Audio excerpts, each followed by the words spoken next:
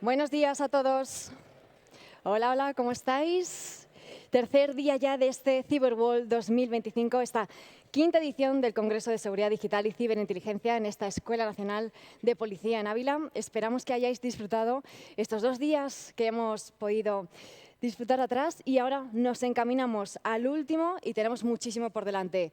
Bienvenidos a todos los que estáis aquí en este auditorio y de nuevo a todos los que nos están siguiendo al otro lado de la pantalla a través del streaming, que sabemos que también sois muchísimos.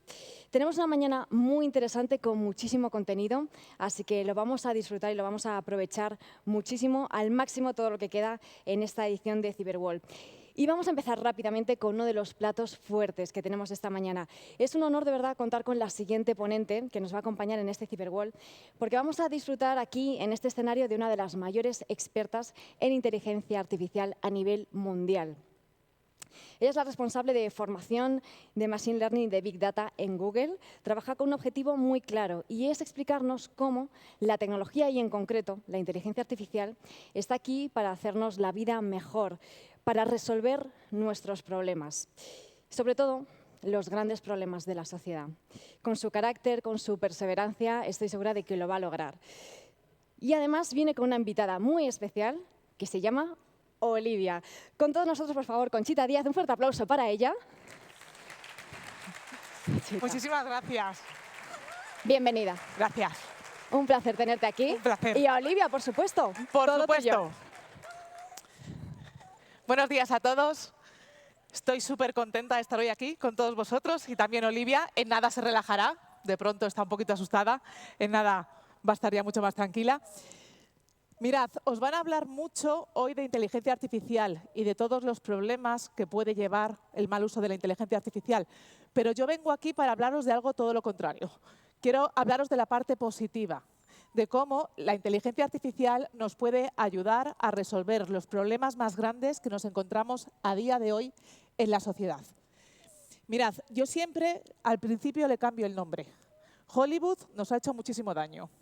A mí a la IA, en vez de llamarle inteligencia artificial, me gusta llamarle inteligencia aumentada. En vez de que pensemos en máquinas que van a venir a reemplazar a los humanos, yo siempre veo la IA como máquinas que van a venir a aumentar la inteligencia que tenemos los humanos. ¿Y cómo podemos ser más inteligentes gracias a la IA? Utilizando diversas técnicas. Una muy común es la que se conoce como Swarm AI. Swarm AI en español sería IA de enjambre. ¿Por qué se llama así? Mirad, el nombre no lo hemos inventado nosotros, los tecnólogos, se lo hemos copiado a los biólogos. Todos nosotros somos inteligentes. ¿Por qué? Porque los seres humanos, todos o casi todos, tenemos más de una neurona. ¿Qué ocurre? Esos más de 85 billones de neuronas interconectadas entre ellas crean una red y esa red es la que genera nuestro intelecto y nuestra personalidad. Pues igual que nuestra inteligencia viene generada por la conexión de muchas neuronas trabajando en conjunto, ¿por qué no podemos conectar a muchos expertos del mundo mediante algoritmos de inteligencia artificial para ayudarnos a resolver problemas que a día de hoy los humanos de manera autónoma somos incapaces de resolver? Y esa tecnología se llama Swarm AI. Si veis ahí, como vais a ver en la figura, aquí tenemos un swarm natural. Un swarm natural, por ejemplo, en este caso es un banco de peces. Pensemos en, porque os he dicho que lo hemos copiado a los biólogos, especies animales muy pequeñas, como abejas, hormigas o peces, por sí solas no son muy inteligentes. Pero trabajando en conjunto, trabajando en familia, sí son capaces de resolver tareas muy, muy, muy complejas.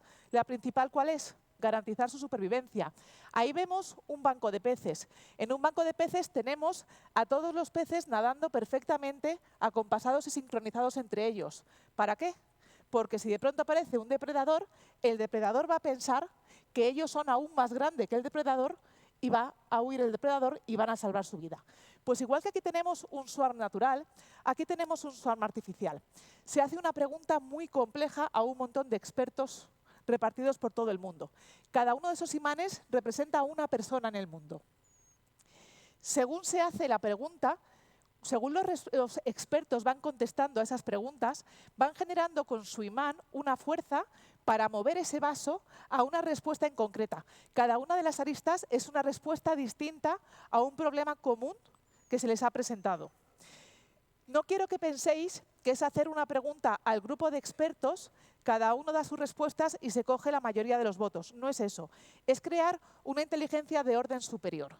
Lo que hace la inteligencia artificial es actuar como moderador. Cuando tú haces una pregunta a un grupo de personas, muchas veces no estamos en común. Cuando esta pregunta se le hace a este grupo de expertos y no están de acuerdo en la respuesta, lo que mira la inteligencia artificial es cuáles son los puntos de fricción. En qué puntos los humanos no están de acuerdo para ser capaz de ir generando la siguiente pregunta hasta llegar a un consenso común entre todos los expertos. Y esto que parece ciencia ficción es algo que ya estamos trabajando en muchos entornos. Aquí os pongo un ejemplo que hicimos con 8 radiólogos de la Universidad de Stanford en la etapa más dura del COVID para predicción. Tendrían que predecir neumonía en casos muy complejos de radiografías de pecho. Conectamos a esos 8 radiólogos mediante el algoritmo de Swarm AI. Y los resultados que obtuvimos fueron brutales. Y aquí viene lo más importante. Los resultados que obtuvimos eran mejores que los radiólogos trabajando de manera independiente y cogiendo la mayoría de los votos, o un algoritmo de inteligencia artificial trabajando de manera autónoma. Fue la unión del expertise y el knowledge humano con los algoritmos de inteligencia artificial lo que nos dio los mejores resultados. Con lo cual, podemos utilizar la inteligencia artificial para aumentar la inteligencia que tenemos los humanos. Pero, ¿qué pasa con la cognición? La cognición es cómo percibimos el mundo que nos rodea. Si ahora mismo yo cierro los ojos, estoy perdiendo una de las formas más básicas que tenemos de comunicación humana. Y según estamos hablando, cada 5 segundos hay una persona que se queda ciega en el mundo. Es decir, el impacto de personas invidentes es de más de 285 millones a nivel mundial. ¿Cómo podemos utilizar inteligencia artificial para mejorar su cognición? ¿Cómo podemos utilizar inteligencia artificial para darles una mayor calidad de vida? Para eso tenemos, por ejemplo, un proyecto que se llama Lookout. ¿En qué consiste Lookout? Pues mirad, una persona invidente va a llevar el teléfono móvil colgado del cuello. Lo que va a hacer es que el dispositivo móvil, de manera pasiva, va a analizar el entorno. Y si hay algo que deba ser comunicado a la persona invidente, se lo va a notificar por audio.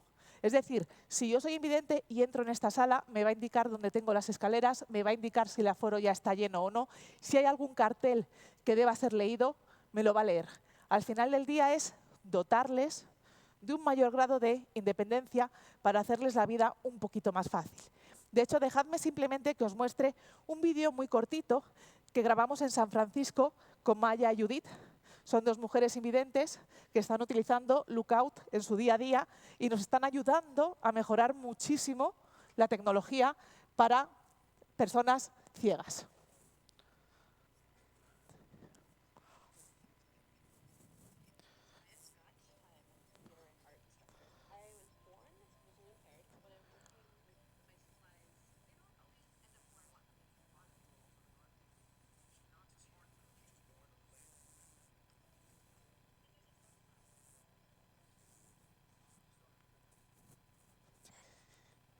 El audio no se oye.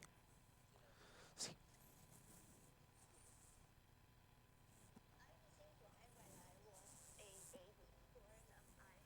Entonces, fijaos, por ejemplo, aquí Judith va con su perro guía, pero algo tan sencillo como en una intersección poder leer las calles era algo que no podía hacer y que ahora, gracias a Lookout, lo puede hacer.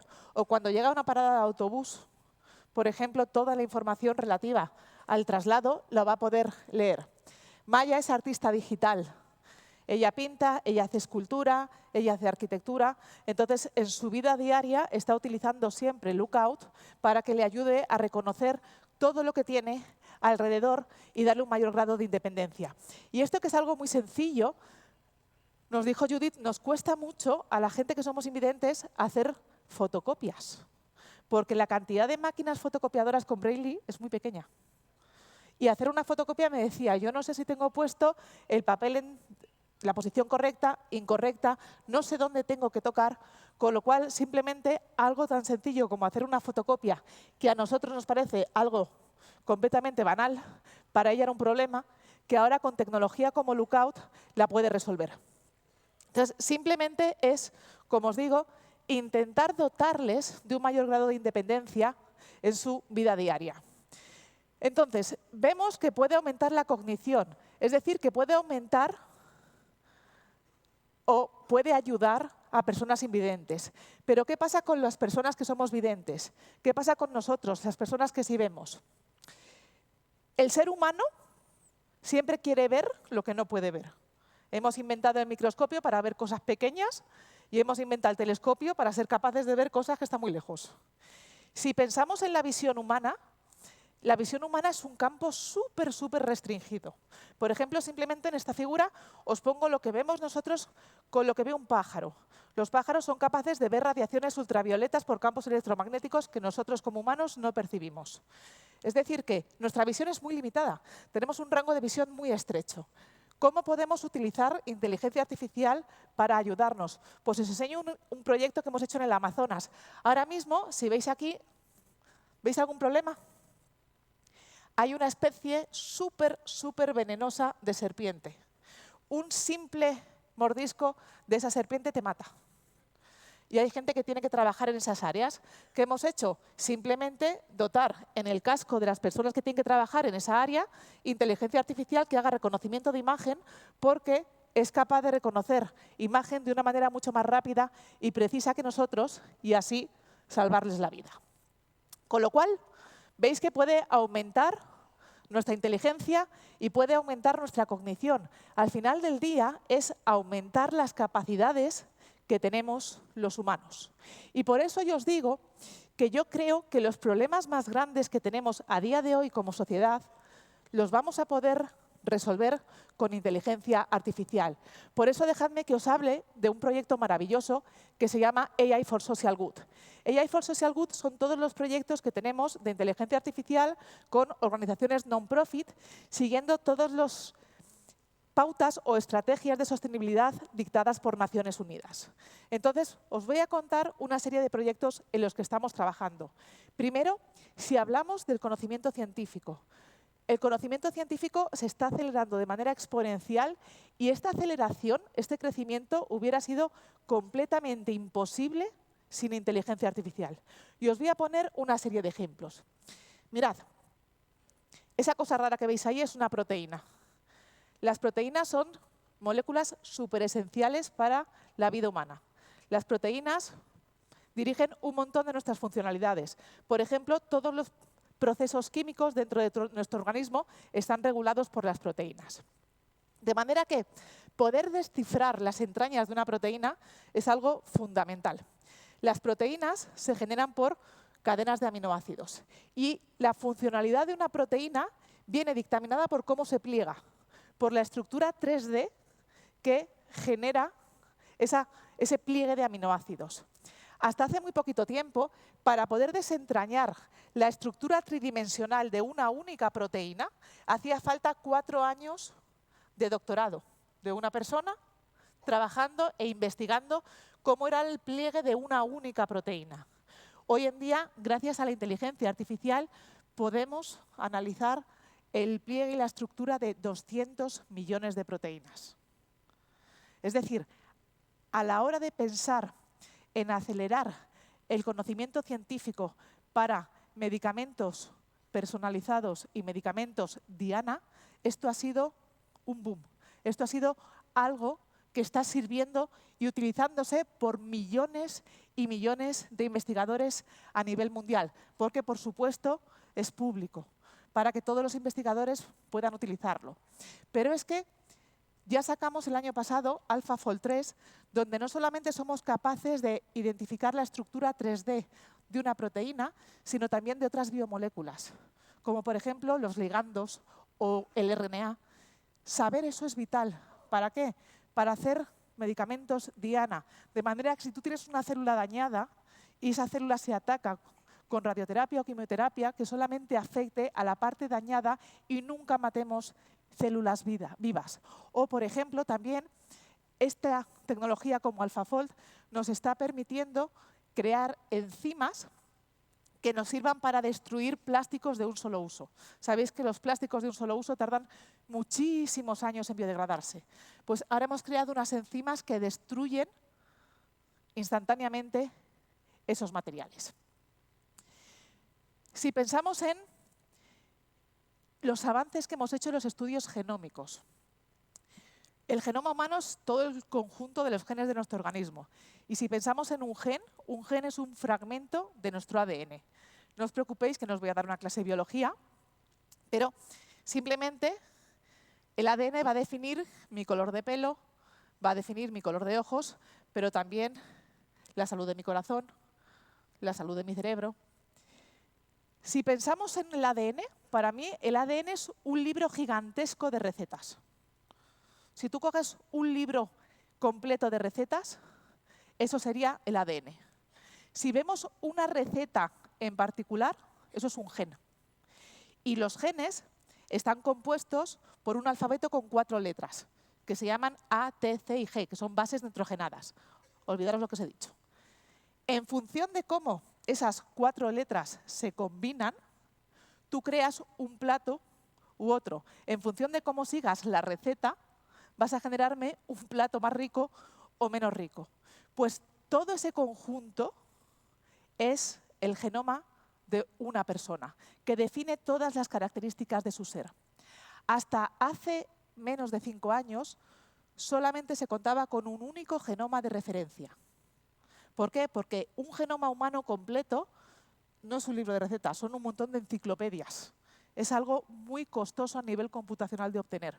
Solamente teníamos un genoma de referencia que representaba a hombres caucásicos de 40 años de ascendencia europea. Como podéis imaginaros, eso no representa toda la diversidad que tenemos en el mundo, porque diferentes personas tenemos diferentes contenidos genéticos. Pero sin inteligencia artificial era imposible poder tener más de un genoma humano. Ahora tenemos un proyecto que se llama el Pangenome, donde hemos empezado ya a tener 47 contenidos genéticos completos. Hemos cogido personas de diversas poblaciones, diversas partes del mundo, con diferentes ancestros. Queremos crear un mapa genético global para también ayudarnos a la hora de tratamientos médicos. Y dentro de nada ya vamos a ser capaces de tener 300 genomas completos. Este cacharro de aquí, nuestro cerebro es el gran desconocido. Es lo que regula nuestros pensamientos, nuestras emociones, y se conoce muy, muy, muy poquito de ello. Un proyecto muy bonito en el que estamos trabajando, gracias a la inteligencia artificial con la Universidad de Harvard, es Connectomics. Imaginar que Connectomics es el Google Maps de un cerebro humano. Poder tener todas las neuronas que constituyen un cerebro humano con todas sus conexiones, con todas sus sinapsis. ¿Para qué? Para poder investigar por qué se genera el Alzheimer, por qué se genera el Parkinson, por qué se genera la ansiedad. ¿Qué ocurre? Que tener ese mapa, ese Google Maps de todo un cerebro es costosísimo. Hasta hace unos años solamente éramos capaces de descifrar el cerebro de un gusano. Un gusano tiene 100 neuronas. Y fuimos capaces de poder descifrar esas conexiones neuronales de esas 100 neuronas.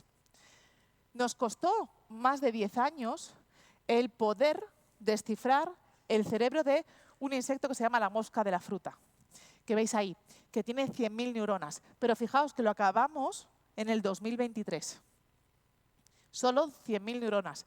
Tenemos más de 85 billones de neuronas los humanos. Ahora, gracias a la inteligencia artificial, hemos podido dar un avance brutal porque, perdonadme, hemos sido capaces de ya identificar el hipocampo de un ratón. Sé que os puede sonar algo tonto, compartimos mucho contenido genético con los ratones y ha sido un hito grandísimo ya el que hayamos podido descifrar el hipocampo por completo de un ratón. Y estamos utilizando esos datos, estamos utilizando esos resultados para empezar a identificar por qué problemas como el Parkinson o la esquizofrenia o la demencia empiezan a aparecer en vidas humanas. Y esperemos que, gracias a la inteligencia artificial, podamos primero ser capaces de tener el Google Maps por completo del cerebro de un ratón para luego ya poder dar el impulso a poder mapear el cerebro humano. ¿Cómo lo hemos conseguido? Gracias a la inteligencia artificial, que no es más que encontrar patrones en los datos, pero como tenemos mayor capacidad de cómputo y mayor cantidad de datos, podemos encontrar patrones que eran casi indescifrables anteriormente para un humano. Entonces, hemos hecho mucho avance en tecnologías 3D para poder simular cómo se van realizando las sinapsis, las conexiones de las neuronas de un cerebro, para ir creando ese mapa de carreteras que tenemos cada uno de nosotros en nuestro cerebro. Pregunta, ¿quién es este señor? ¿Alguien? Señor serio.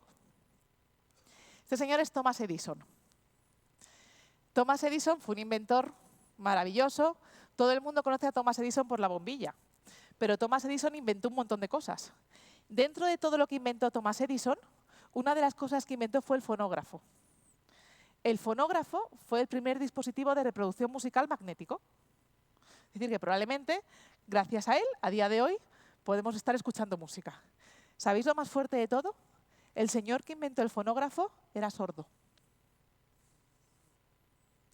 Con lo cual, algo que nos hemos dado cuenta es que muchas veces las cosas que te hacen diferente o las cosas que pueden parecer un impedimento te hacen crecer en muchos otros sentidos.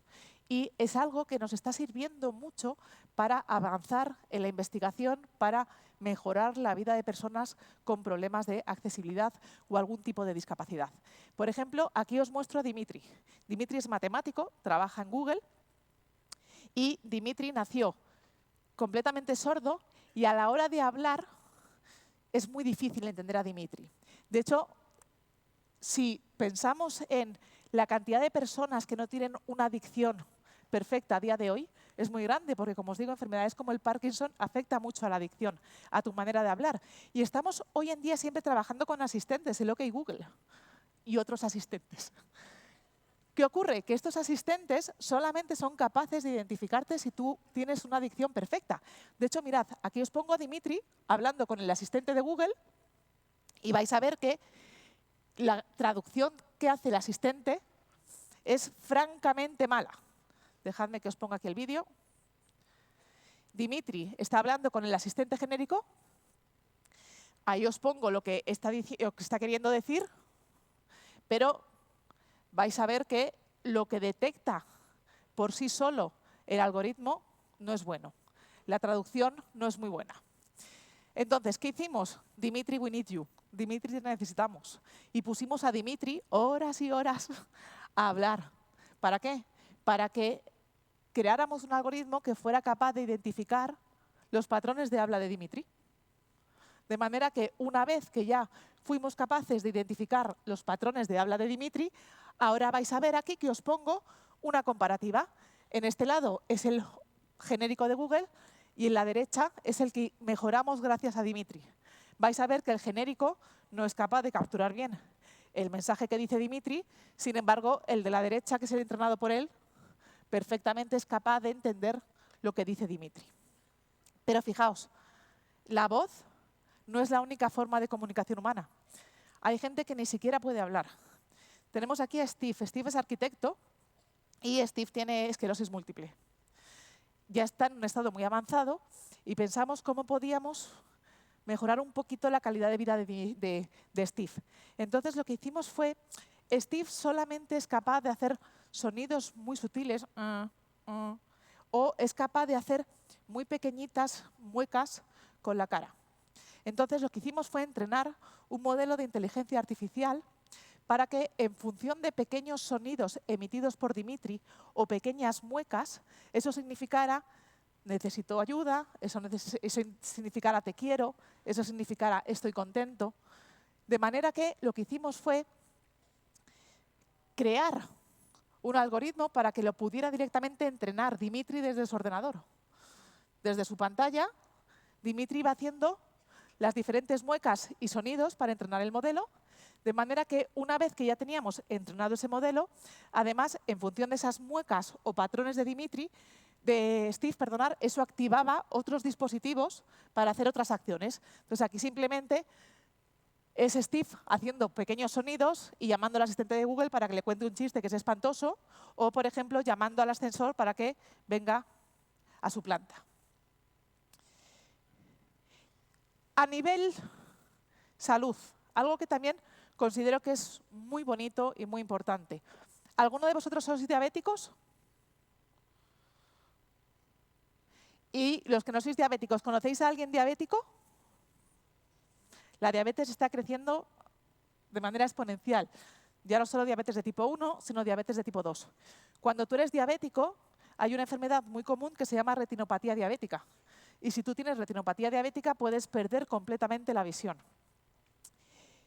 ¿Cómo se detecta esta información de la retinopatía diabética? Tú vas a un oftalmólogo y te hace esta foto que es súper incómoda, que te dice, pon aquí la barbilla, ¡plá! Te hace así como un flux. Entonces, ahí lo que hace el oftalmólogo es identificar si en tu ojo aparecen una serie de pigmentos, y esos pigmentos son como si fuera la señal de alerta de que empiezas a desarrollar la enfermedad. Si empiezas a desarrollar la enfermedad, se te da una medicación muy barata, que vale $3, y se frena el progreso de la retinopatía diabética. Entonces, si es tan fácil de detectar, ¿por qué hemos querido utilizar inteligencia artificial para detectar la retinopatía diabética?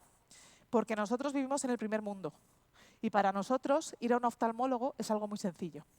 En países como la India, fijaos, hay un oftalmólogo por cada 130.000 habitantes y mucha gente se muere sin haber ido en su vida a un oftalmólogo. Pero lo curioso es que todo el mundo tiene móvil. ¿Qué es lo que hemos hecho? Utilizando algoritmos de reconocimiento de imagen, simplemente con que te hagas un selfie, aunque sea una cámara de baja resolución, somos capaces de identificar esos pigmentos en tu ojo, y si se detecta que empiezas a tener síntomas de la enfermedad, se envía una notificación al hospital para que te mande el medicamento. Y además, cuando publicamos este estudio de cómo funcionaba el algoritmo, JAMA, que es una de las publicaciones médicas más importantes, se quedaron locos y tuvo mucha atracción en el mundo médico. Oye, mirad lo que se ha descubierto. Pero es que además no se quedó ahí. ¿Por qué? Porque nos dimos cuenta de que nuestra retina es nuestro DNI. No hay dos retinas iguales. Y que analizando nuestro ojo se puede sacar muchísima información. De hecho, ahora estamos haciendo muchísimos estudios de riesgo de problemas cardíacos simplemente analizando la retina de tu ojo y determinados pigmentos que aparecen, que son señales de alerta de que puedes tener un infarto pronto. Nos estamos cargando el planeta, eso es así, y no paramos. Entonces, ¿cómo podemos utilizar inteligencia artificial en este caso? Somos Google. Tenemos satélites por todo el mundo, tenemos imágenes de todo. Hemos creado Google Maps, hemos creado Google Streets. Pues hemos puesto una constelación nueva de satélites en todo el mundo que lo que hace es fotos de muy alta resolución de todo el planeta cada 20 minutos. ¿Para qué? Para comparar esas imágenes actuales con imágenes anteriores que pueden ser síntomas de que se ha empezado a desarrollar un incendio. Y en ese momento, en tiempo real, avisar a las autoridades. También lo que hemos hecho es, en esa constelación de satélites, hemos puesto unos sensores de muy alta calidad que también sean capaces de detectar incendios para enviar notificaciones tempranas. ¿Habéis visto Dory? Buscando a Nemo, y sabéis que Dory habla balleno. Pues nosotros también hablamos balleno. Hay muchas especies animales que están en peligro de extinción. Por ejemplo, las ballenas jorobadas. Entonces pensamos cómo podemos ayudar a mitigar la muerte de este tipo de animal. Muchas de las muertes se producen por colisiones con barcos o porque hay derrames de petróleo y se intoxican. Entonces lo que hicimos fue poner cámaras submarinas y grabar miles de audios de las ballenas. Las ballenas se comunican por cantos sonoros, como los delfines. Entonces lo que hicimos fue grabar muchas horas de audio para intentar identificar esos patrones de comunicación de las ballenas. De manera que a día de hoy podemos saber en tiempo real dónde se encuentran esos tipos de ballenas, identificando sus patrones de audio con cámaras que tenemos submarinas. Y lo que hacemos es que si en tiempo real detectamos que hay un barco cercano que puede colisionar o que va a haber algún desprendimiento o puede haber algún desprendimiento de petróleo, en tiempo real notificamos a las autoridades del mar para que modifique la trayectoria de esos barcos para proteger estas especies en extinción. Y algo que me da mucha pena porque, a ver, es muy importante regular, por supuesto, pero hay que regular sin frenar la innovación. ¿Por qué os digo esto? Porque muchas veces hay proyectos que no nos dejan utilizar datos por privacidad de datos, que me parece fenomenal, pero estamos hablando muchas veces de proyectos que sirven para salvar vidas. Entonces, por supuesto, hace falta regular, pero sabiendo muy bien cómo se está regulando. Inundaciones es un desastre natural que causa montones de muertes al año. ¿Qué es lo que ocurre? Si veis aquí, esta es la simulación de un río en la India que se llama Hyderabad. En época de monzones llueve muchísimo y muchas veces hay inundaciones causadas en este río y mucha gente muere. ¿Por qué? Porque si miráis lo que tenemos aquí, esta es la simulación de inundación que hay generada por el gobierno indio con los datos públicos. ¿Qué ocurre? Esos datos públicos no tienen mucha resolución y al final del día, si veis, la simulación se acaba desbordando y lo que tendrías que hacer sería desalojar toda la ciudad, con lo cual es completamente inservible. ¿Qué hemos hecho? Vamos a utilizar esos satélites que tenemos de Google Maps. ¿Para qué? Como tenemos mapeado todo el mundo, vamos a crear mapas de alta resolución, vamos a corregir las imperfecciones del terreno con redes neuronales que vienen en las imágenes globales y vamos a poder crear modelos hidrológicos muchísimo más precisos. De manera que esos modelos hidrológicos más precisos sí son capaces de identificar exactamente qué partes son las que van a ser más afectadas. Y en tiempo real, o bien por YouTube, o bien por Google Maps, o bien por cualquier forma de comunicación, generar una alerta para evacuar. Y gracias a esto, en la India, por ejemplo, ya hemos salvado muchos miles de vidas. Como os he dicho, nos estamos cargando el planeta. Hay que hacer algo. Hasta ahora, cuando trabajábamos con regulación de semáforos, no éramos capaces de optimizarlos de la manera más deseable. Y el número de coches sigue aumentando de una manera brutal. De manera que las emisiones de dióxido de carbono cada vez están creciendo más y más. ¿Qué es lo que hemos hecho? Con inteligencia artificial tenemos sensores en las carreteras, de manera que ahora regulamos de manera dinámica los semáforos. Ya no es programarlos de manera estática, de cada X segundos cambias. Lo que vamos a hacer es regular esos semáforos de manera dinámica. ¿Para qué? Para intentar reducir al máximo los tiempos en los que los coches están detenidos. ¿Por qué? Porque cuando un coche está parado es cuando más dióxido de carbono se emite. Entonces estamos tratando de reducir al máximo las emisiones de carbono con inteligencia artificial. Y ya simplemente, el último proyecto que tenemos, que es muy interesante, es el proyecto Genome, pero no tiene nada que ver con el genoma. El proyecto Genome es para descubrir nuevos materiales. ¿Por qué? Porque tenemos un problema con la energía. Y tenemos un problema con muchos materiales que utilizamos que no son buenos para el ecosistema. Gracias a todos los datos que tenemos y gracias a toda la capacidad de cómputo con la que tenemos a día de hoy, hemos sido capaces de identificar 2,2 millones de nuevos materiales inorgánicos. ¿Para qué queremos encontrar nuevos materiales inorgánicos? Para hacer baterías que duren más y sean más limpias, para hacer paneles solares más eficientes y que sean capaces de maximizar el uso de la luz que recibimos del sol, para poder hacer, en definitiva, materiales que sean más sanos para el ecosistema.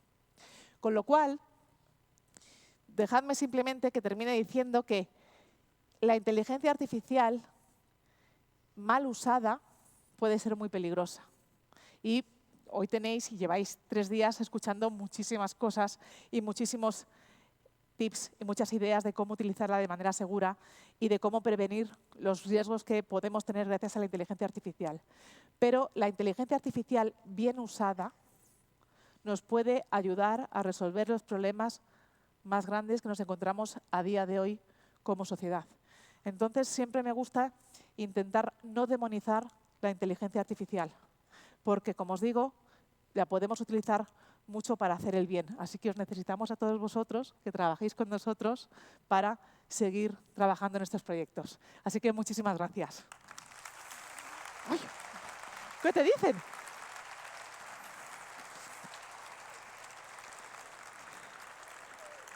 No sé si tenéis alguna pregunta.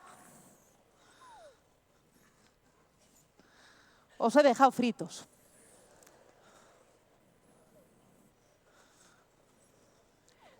Pues nada, cualquier cosa, encantada de... Valencia, claro, por eso, de ahí viene mi frustración. De ahí viene mi frustración, porque no estábamos autorizados para utilizar datos de España con esos modelos. Entonces, ¿se podrían haber salvado vidas? Sí.